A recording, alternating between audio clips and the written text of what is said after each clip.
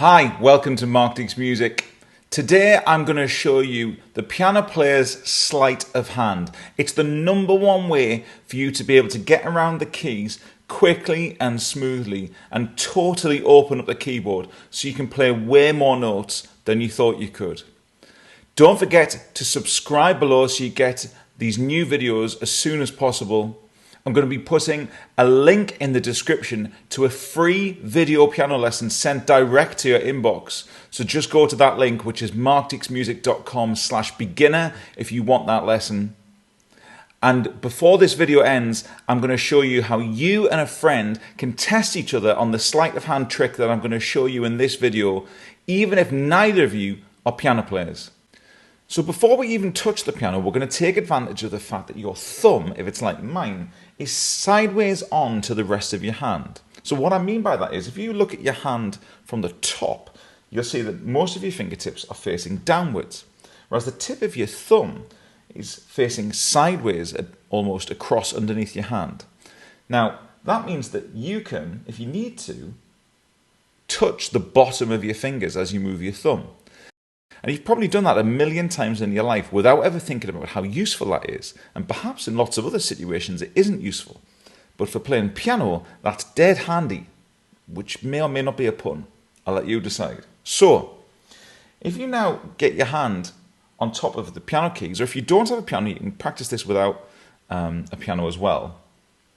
But if you touch the keys with your fingertips, remember they should be in a light curve, like you've got a tennis ball or something in your hand. And by doing that, it creates this natural tunnel underneath your fingers. Can you see that? And so, if we think back to how I said that your thumb can go underneath your fingers like that, that means that if, say, my middle finger was touching a key, my thumb could come underneath that finger without me doing anything.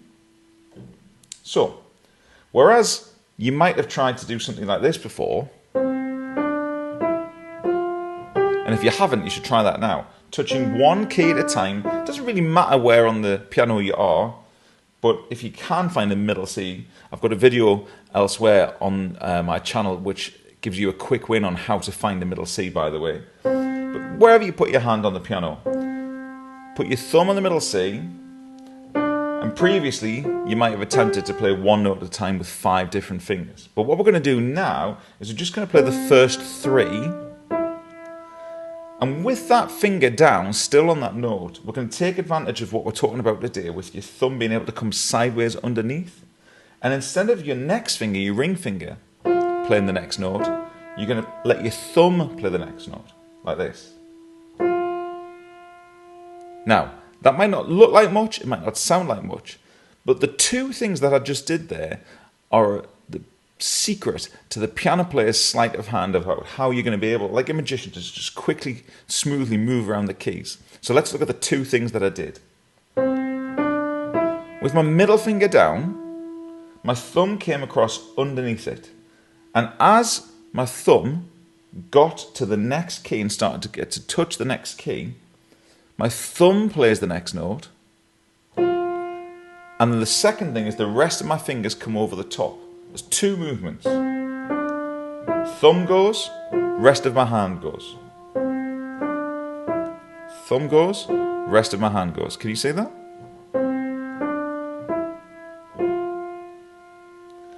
And you should be able to try and work towards hearing no gap between the notes. We don't want this, where you move your whole hand in one go and there's gaps between the notes. We want it to be as smooth as possible, because that's what's going to help you to be able to play quick one day as well. And the second movement, where I said that the rest of your hand goes, is just as important as the first, because whereas for the purpose of this, we might just want to play the next note, then the next note, then the next note, and so on. Of course, tunes don't usually just go to the next note in sequence, up and down keys, they jump around. So, whereas at the minute it's useful to be able to do that, because now my second finger's on this next note, in a tune I might want to do this, where my little finger could be the next note in the tune. So that's why it's really important that the two movements are your thumb goes underneath, then the rest of your hand goes all together in one go, not one finger at a time moving. Okay, two movements. Thumb goes, rest of your hand goes. And that's practicing it from your third finger. Sometimes in piano playing you need to be able to do it from your fourth finger. By the way, we should clarify this. In piano playing, your thumb is number one, always on both hands. That's different. If you ever tried playing guitar, your index finger is number one. Same on string instruments as well, like a violin. But in piano playing, your thumb is number one. So then your index finger is number two, middle finger is number three, ring finger is number four, little finger number five. Always on both hands. So what we've just practiced is doing that from our middle finger, thumb underneath, rest of the hand goes. One final important thing is this. Your arms shouldn't leave your side. There's no up, turn, there's no like jam motion, like a lid. There's none of this.